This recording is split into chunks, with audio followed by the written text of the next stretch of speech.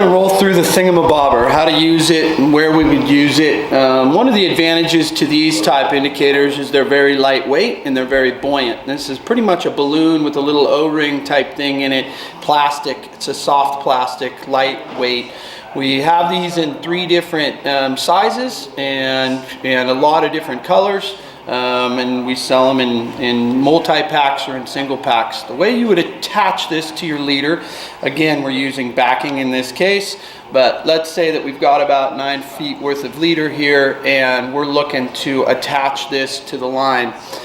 You make a loop in your leader here, and then we're going to thread that loop through the O-ring, and we're going to bring the O-ring around the indicator and bring it back down on top of that O-ring.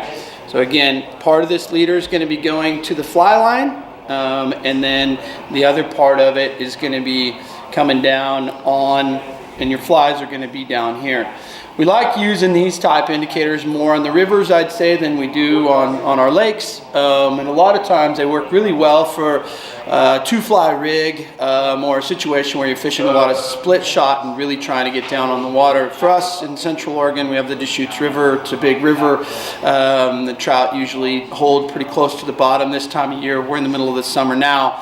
And that's where the colder, more oxygenated water is most of the time. So we want to get down, we want to get deep. A very buoyant indicator allows you to have your flies right down near the bottom. So this is a pretty standard rig for us in Central Oregon.